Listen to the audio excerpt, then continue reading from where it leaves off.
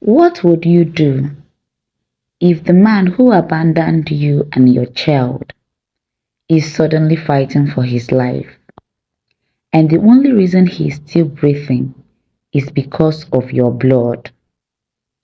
Would you stay, or would you finally walk away? Hi besties, welcome to Spill with Abby. This is where we spill the real truth about life. We share people's real life stories and try to find solutions to it. We all bring up our opinions, learn from it, and try to avoid situations like this. This is actually where you will love to be. So kindly like, subscribe, and share. Make sure you add your opinion because you don't know Hi that your besties, opinion in the welcome to comments can Spill actually with help Abby. another person's life. This is where we spill the Thank real you. truth about life. We share people's 5 years ago. I married Daniel. The first 2 years of our marriage was beautiful. He treated me like a queen. He cared for me. He protected me. I thought I had married my best friend. But everything changed the moment I gave birth to our son. It was like he stopped seeing me. He stopped looking at me. He started keeping late nights. Sometimes he would not even come home for 3 days. When I asked him, he said it's nothing. But it was not nothing. I reported to his mother. Do you know what she told me? Manage him. He is a man. Marriage is for better and for worse. Okay. I got married in my final year in school. After graduation, I didn't go for NYC because I was already pregnant. That first trimester wasn't funny.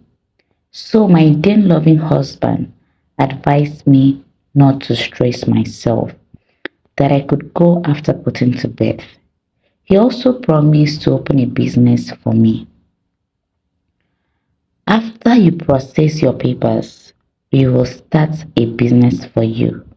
That was what he said. So I believed him.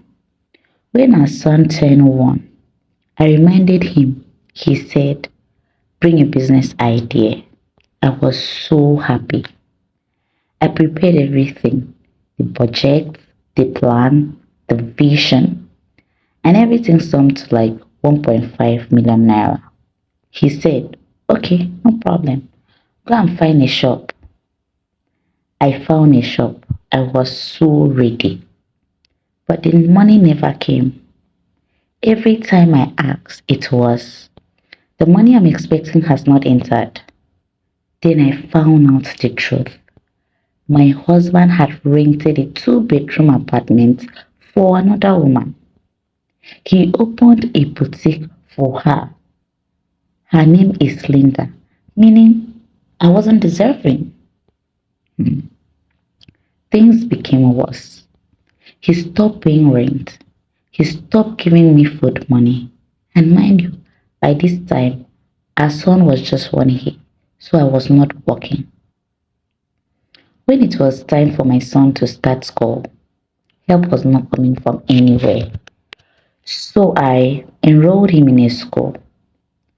And because I saw the way things turn out, I started looking for a job. I got one teaching job where I was paid 40,000 naira monthly. 40,000. That money could not even breathe. My parents were feeding me and my child. At some point, my parents raised some money for me to start a business. I started selling bags and shoes secretly in my office while hugging them on the street after work and entering some other big offices just to make sales. I carried them in nylon bags like a hawker just to survive. There were times it would get so difficult that I would pick up my phone to call my husband. This man will give the phone to his mistress to receive my call. And she would say, stop calling my man. And I stopped calling. I faced my life. One night, my son became very sick. I mean, very, very sick. I was so scared. I called Daniel to take us to the hospital because I had no other choice. He picked. He said, I'm coming. I was so happy, at least for once. But I waited. He never came. My son almost died that night. If not for our neighbor, I reached out to this lady around past 2 in the night. She had to call her fiancé that lives far away to drive down and pick us to the hospital. I paid the bills. I cried that night. Not because I was tired, but because I realized I was already a single mother. Then, one afternoon, I got a call. Your husband had an accident. I was wondering why I was the one that was being called, not his favorite girl, Linda. Then I went to the hospital and saw him lying down there lifelessly. Obviously, he was with Linda in the car and they both had an accident. Her injuries were minor, but Daniel's case was critical. The spinal cord damage, he would never walk again, said the doctor. The doctor also said that they had to cut the car door just to bring him out. He lost so much blood. They needed blood urgently. So I called his parents. They came to the hospital. I am O positive. I donated my blood for the man who abandoned me. The same man who left his son to die. When he woke up 24 hours later, he realized I was standing there. He cried.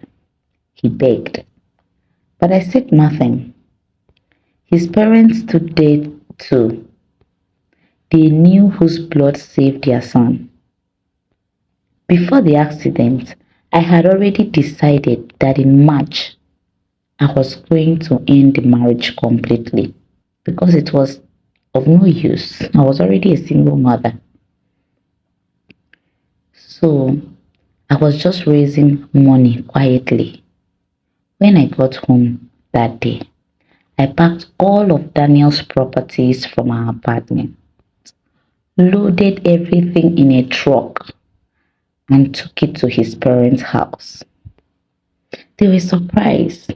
They were like, what is going on here? When they realized it was their son's properties, the mother became arrogant at first. Hey, you cannot throw away my son's things from his house. And I'm like, which house? The uncompleted building he started building projects and abandoned on the way?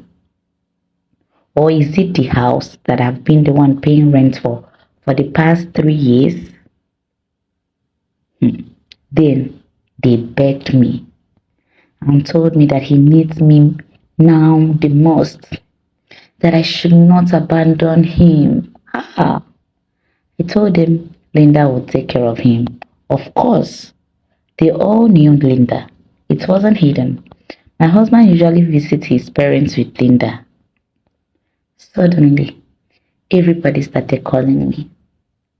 Don't be angry. He needs you now. Needs me?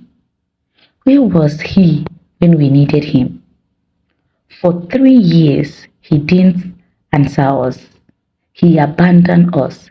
He didn't pay my child's school fee. He didn't even pay the rent. He didn't care if we feed or if we would die. Now I am wicked. Now I am the heartless one because I want peace. My mother-in-law then said, no matter what, you are still his legal wife. Wow. I left his property there and went home.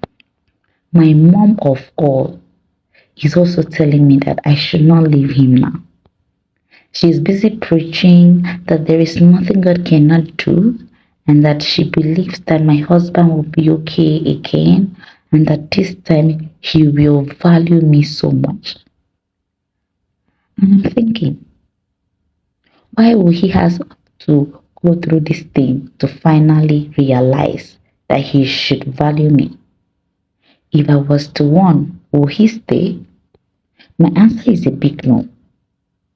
I don't see any other better time to divorce this man than now, because I don't want to have anything to do with him. I am considering going to the courts, but people are saying take it slow. He is fighting for his life. But when my son was fighting for his life, where was he? Tell me, what would you do if you were me? Am I taking things too far? Like, I'm so confused. Hmm. Things they happen. No. Let me say something. Marriage is not slavery. Your partner is not a backup plan for your life when it goes wrong. You cannot abandon your responsibilities and expect loyalty in return.